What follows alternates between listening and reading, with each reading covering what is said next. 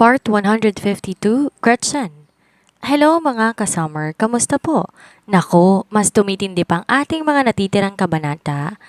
Saksi ang buong kapulisan sa pagdilim ng paningin ni Demetrio. Sa harap ng kanyang baril, walang takot na tinansya ni Rohel ang kamatayan. Ngunit sa pagitan ng puot at paghihiganti, ang masuyong tinig ba ni Gretchen na magpapakalma sa nagngangalit na leon o tuluyan ng magdidilig ng dugo ang gabing ito? Habang tuluyan ng tinatatwa ng pamilyang Yamamoto ang halimaw nilang kadugo, isang nakapanlulumong katotohanan naman ang gigising sa pamilyang Inoue. Sa bawat salitang binitawan ng doktor tungkol sa sinapit ni Bianca, unti-unting guguho ang mundo ng mga taong nagtulak sa kanya sa impyerno.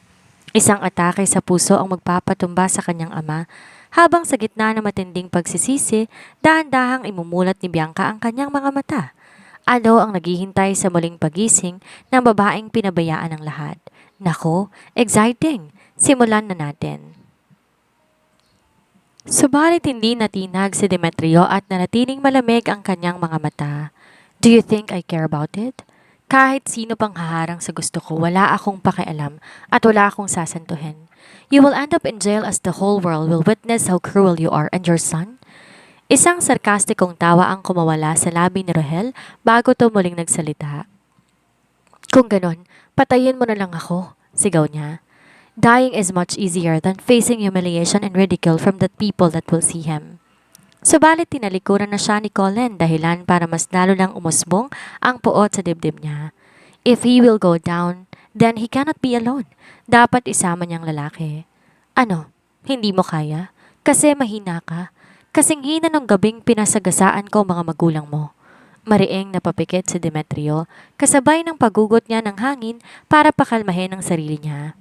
I won't waste my time talking to you, at mas lalong hindi ko dudumihan sa dugo mo ang mga kamay ko. Muli, tumawa ng malakas si Rohel.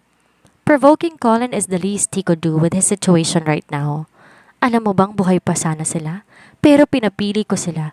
Mabubuhay sila at ikaw ang mamamatay o hindi kita sasaktan at sila ang papatayin ko. Alam mo ba kung anong pinili nila? Ikaw, ang buhay mo.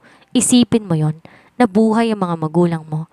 Namatay para mabuhay ka tapos hindi ka makakaganti dahil duwag ka. Dagdag pa niya sa nakakalokong boses. Tila napatid ang kahuli-hulihang lubid ng pasensya sa loob niya. Tuluyan ang nagdilim ang paningin niya. All he wanted was to avenge his parents and kill this bastard. Inilang hakbang niya lang pabalik sa kinaroroonan ng kanyang tiyuhin at agad itong sinuntok. Napaatras ang lalaki dahil nabitawan to ng mga tauhan niya dahil sa impact ng kanyang suntok. He's been restraining himself since earlier. Sparing their lives is the least he could do for his grandparents even if this man took his parents' lives. Pero hindi na ngayon. Papatayin kita. Puno ng gigil niyang asik at tinadyakan ng lalaki. Imbes na dumaing sa sakit, natawa si Rohel. Go on, Colin. Kill me. Kill me, wag kang mag-alala dahil papatayin talaga kita. Tila nawawala na sa sarili niyang sambit at kinababawa na ang sarili niyang tiyuhin. He wanted to destroy this monster's fears kaya naman sunod-sunod na suntok ang kanyang pinakawalan. He's using all of his strength to let out the anger inside him. This is for my father. Aniya at nagpakawala na isang napakalakas na suntok. And for my mom, dagdag pa niya na inundaya na isa pang suntok ang kabila nitong mukha. Wala ni isa sa mga tauhan niya ang nagtangkang umawat sa kanya sa takot na baka itong mapagbalingan ng galit niya. Maging ang bagong dating ng mga otoridad ay nakapako lamang sa kinatatayuan ng mga ito at hindi nakailam kahit paman anong pagsusumigaw ni Kevin sa kanilang pigilan si Colin. They may be servants of the law but Master Colin is Master Colin. Agad na hinablot ni Colin ang baril mula sa isa sa mga tauhan niya na malapit sa kanya at ikinasa iyon, saka tinutok sa noo ng lalaki. Rohel on the other hand is smiling like he was really enjoying his madness. Sige, iputok mo. Show them how mad you are. Anito kahit nahihirapan na magsalita dahil sa sugat at bugbog na inabot nito mula sa kanya. Diniin pa ni Demetrio ang baril sa noo nito nang marinig niya ang boses ni Gretchen. Nandito lang ako. Kaming dalawa ni Dale, hihintayin ka namin makauwi. Hindi niya mapigilan ang sariling mapaiyak nang magsimula nang bumalik sa alaala niya ang mga pagkakataong kasama niya ang mga magulang niya. kung paano siya inalagaan at minahal ng mga ito. He had never cried since their death.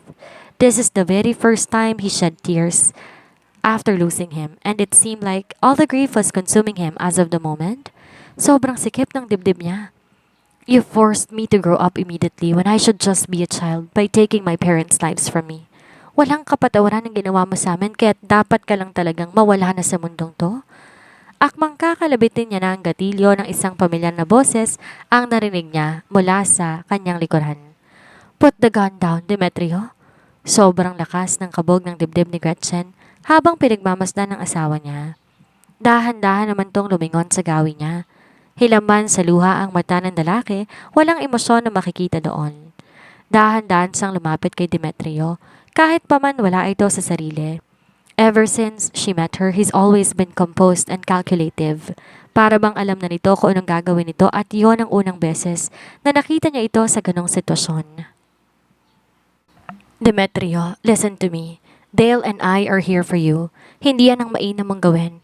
Hayaan mong magbayad siya sa kasalanan niya sa mga magulang mo sa tamang paraan. Death was too easy for him kung tutuusin, kaya tama na.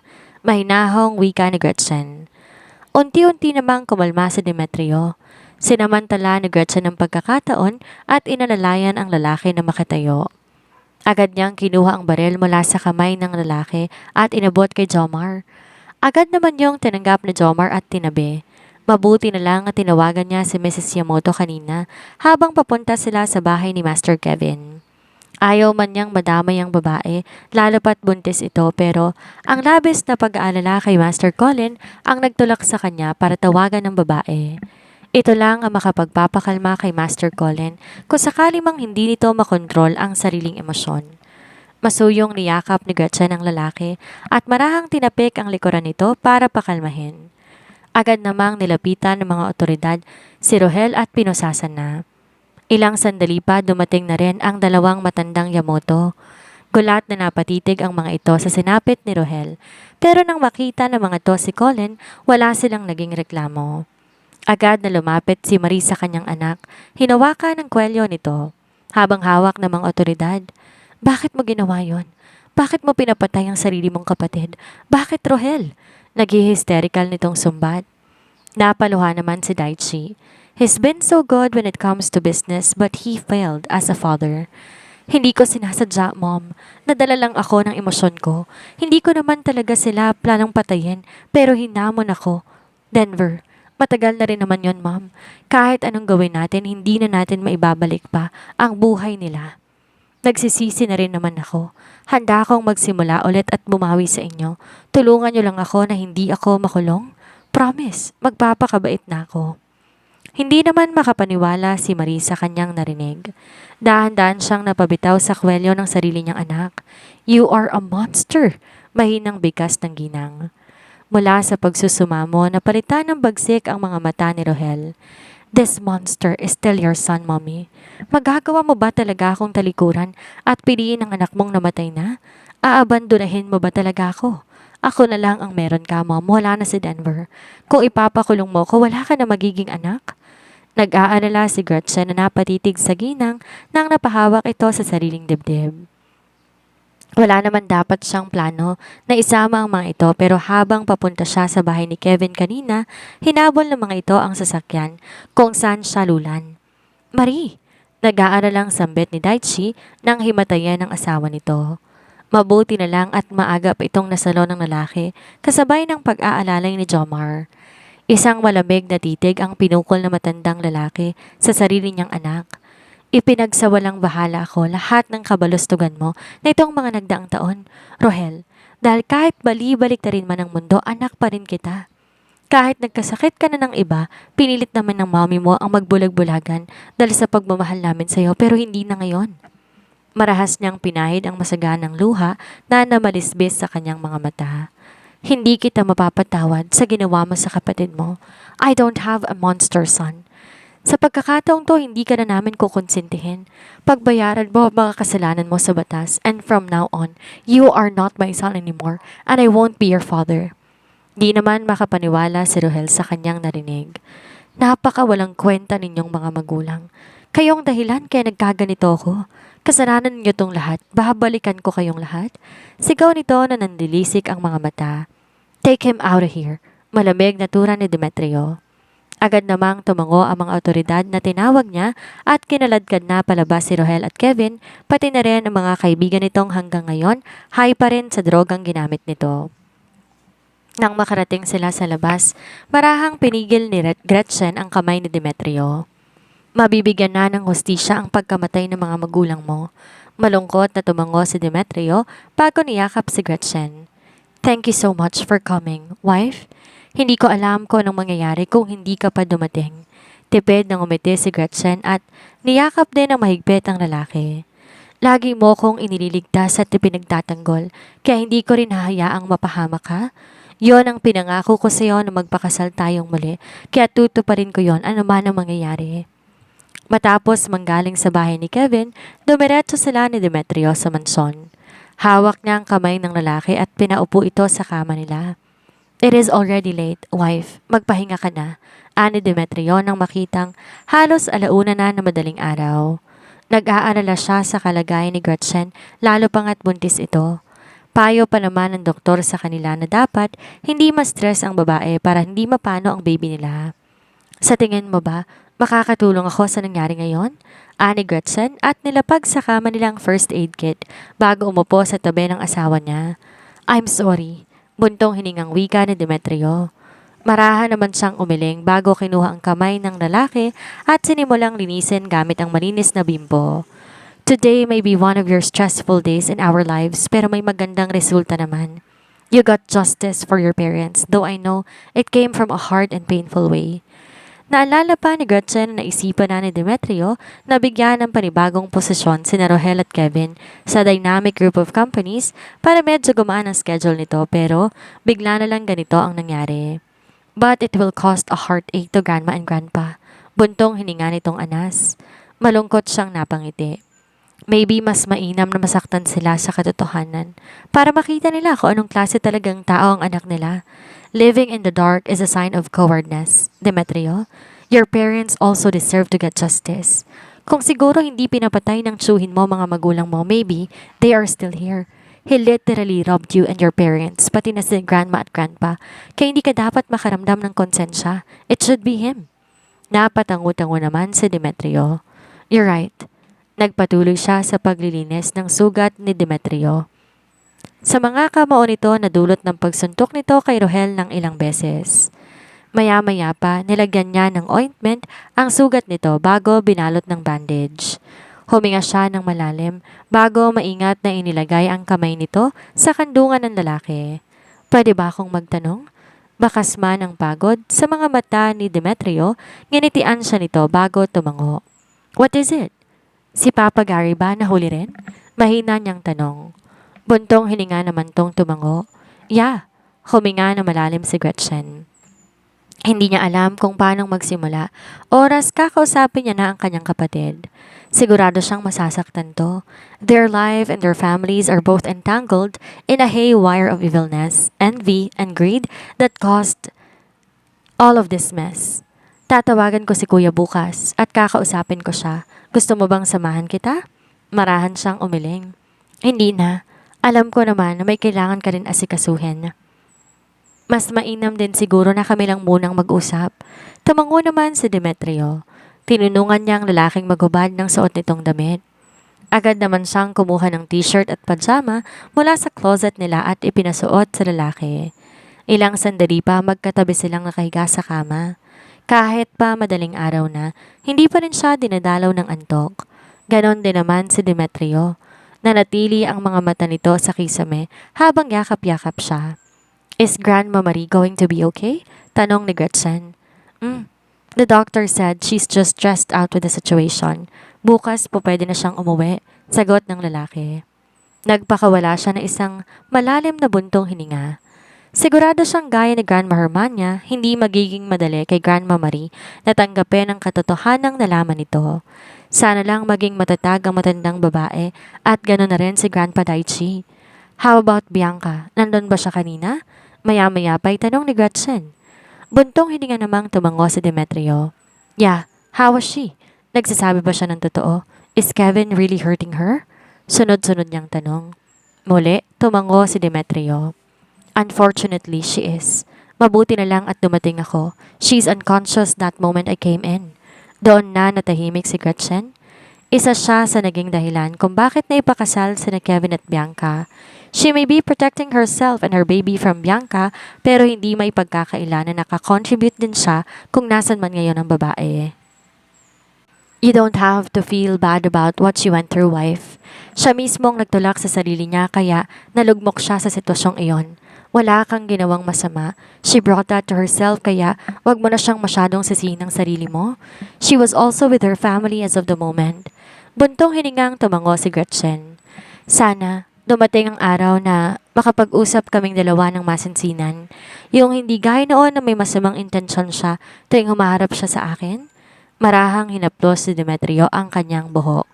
Who knows that time will come soon? How is the patient doing? Tanong ni Anthony sa doktor na sumuri kay Bianca. Isang malalim na buntong hininga ang pinakawala ng doktor bago to nagsalita. Her nose was broken from a heavy blow. Marami siyang pasa sa katawan niya na kailangan na iba yung panahon para gumaling. Her right hip bone has a little fracture, not to mention the unhealed wounds she has. She also has a lot of burned scars in her body. Anito, habang nagbubuklat ng reports na hawak nito. Sa bawat katagang binibitawan ng doktor, unti-unti naman naninigip ang kanyang dibdib. His sister had endured too much while all of them are thinking she's fine and just throwing tantrums at them. She is also heavily malnourished and dehydrated, Mr. Inoue, at higit sa lahat, wag sana kayong mabibigla pero the patient is sexually assaulted. We saw a lot of forcible entry in both of her private parts, anal and vaginal. Marami rin kaming semen na nadiskubre and the DNA came from different persons. Pagpapatuloy ng doktor. Halos masuka na si Anthony sa kanyang narinig, hindi dahil sa pandidiri kundi dahil sa maaaring naramdaman ng kapatid niya ng mga oras na iyon. Magiging maayos lang ba siya, Doc? Inayos nito ang suot na eyeglass bago tumango. Luckily, di naman napuruhan ang ulo niya at wala kaming nakitang damage sa CT scan results. She will regain her consciousness once her body replenishes. Thanks, Doc. Nanghihina siyang napaupo sa pinakamalapit na bench nang magpaalam ang doktor sa kanya. He was the one who suggested that Bianca should marry Kevin kahit paman umayaw na ito. Ngayon, kinakain na siya ng konsensya niya sa nangyari sa kapatid niya. Mabuti na lang at napuntahan to kaagad ni Colin. Ilang sandali pa nakarinig siya ng iilang yabag papunta sa gawin niya. Nang magkangat siya ng tingin, nakita niya ang kanyang mga magulang kasama ang dalawa niyang kapatid. Where is Bianca? Naiiyak na tanong ng kanyang ina. Tinuro niyang silid kung saan naroon ang kapatid niya. Halos mabuwal naman si Matilda sa kinatatayon niya na makita ko ng sitwasyon ng anak niya. Anong nangyari? Tanong nito sa nanginginig na boses.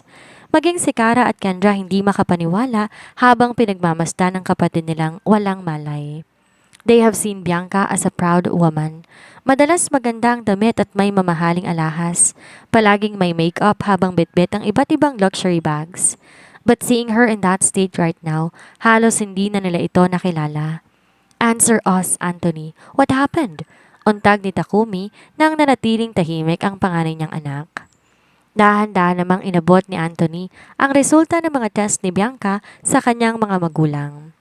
Isa-isang binasa ng mga ito ang nakasulat doon habang nanatili siyang nakayoko sa po ang kanyang noo. No, this can't be. Hindi makapaniwalang sambit ni Matilda. Hindi pwede. Her precious Bianca. Napahagulhol na siya ng iyak. Naalala niyang ilang beses siya nitong sinubukan tawagan pero pinili niyang ignorahin ang babae. Akala niya nagsisinungaling lang ito pero hindi pala. Napahawak si Takumi sa kanyang dibdib. This isn't real. Sila mismo nagtulak kay Bianca sa kapahamakan at dahil hindi niya na nakayanan pa ang kaisipang naghirap ng labis ang kanyang anak, nanikip ang kanyang dibdib at nawalan siya ng ulirat. Daddy! Halos magkasabay lang nasigaw ng tatlo. Agad sinugod sa emergency room si Takumi. Inanunso ng doktor na inatake ito sa puso at kasalukuyang nasa comatose state. Ano ba tong nangyayari sa pamilya natin? Naiiyak na sambit ni Matilda. Huwag po kayo masyadong magpapadala sa emosyon ninyo, Mommy. Baka nung mangyari sa inyo. Mahinahong sambit ni Kara habang hinahagod ang likuran ng kanyang ina. Hindi mo mapigilan ang sarili ko. Pakiramdam ko napakawalang silbi kong ina. Humihikbi nitong sambit. Marahan namang umiling si Kendra. No, Mom. Ginawa mo lang ang sa tingin mo ay tama. Wala namang may alam sa atin na mangyayari to kay ate. Kahit na, kawawa naman ang kapatid ninyo. Ano kayang nararamdaman niya habang nangyayari sa kanyang lahat ng pang-aabusong natamo niya? Siguro umiiyak siya ng labis habang humihingi ng saklolo pero walang nakakarinig sa kanya. Oh my poor Bianca. Nasaan ang mga gumawa nito sa kanya, Anthony? We should make them pay kahit sino pa yan. Dapat ikaw lang natin lahat ng abuso sa kapatid mo? Madiin na bigkas ni Matilda. Huwag kang mag-alala, Mom. The authorities already had their hands on them. Walang palalampasin kahit isa sa kanila. Dapat lang, hindi ko pinanganak ang aking anak para lang apakan ng iba. Napasulyap naman si Kendra kay Bianca na walang malay nang mapansin niya ang paggalaw ng mga daliri nito kasabay ng dahan-dahang pagmulat nito ng mga mata. Ate Bianca is awake! Mga kasummer, isang napakasakit ngunit napakahalagang aral ang iniwan sa atin ng kabanatang ito. Ang pagsisisi palaging nasa huli at ang pinakamahirap na hatol sa buhay ay ang hatol ng sarili nating konsensya. Tingnan natin ang pamilya Inoue. Noong mga oras na sumasamo at umiiyak si Bianca para humingi ng tulong, pinili nilang talikuran at ipagtabuyan siya dahil sa takot sa kahihiyan. Ngayong hayag na ang madilim at malupit na katotohanan, sakalang pumasok ang matinding pagsisisi na naging sanhi pa ng pag-atake sa puso ng kanyang ama. Paalala to sa atin ang pamilya dapat nagiging kanlungan sa oras ng pagkakamali, hindi ang unang nagtutulak sa atin sa bangin ng kapahamakan. Sa kabilang banda, pinakita muli sa atin ni Gretchen ang pag-ibig na nagpapatawad at nagpapakalma ay mas makapangyarihan kaysa sa baril at puot. Siyang nagsilbing liwanag ni Demetrio sa oras na muntik na tong lamunin ng dilim ng paghihiganti. Dahil sa kanya nakamit ang hustisya para sa mga magulang ni Colin sa malinis at tamang paraan ng batas. Ngayong gising na si Bianca, ano kayang unang salitang lalabas sa kanyang mga labi? At paano kayang haharapin ng pamilya Inoue ang gumuho nilang mundo? Magkita-kita po tayong muli sa susunod na kabanata. Ako pong muli ang inyong kasama, si Miss Sandra, nagpapaalala na sa pagtatapos ng bawat unos, katotohanan at pagmamahal pa rin ang mananatili.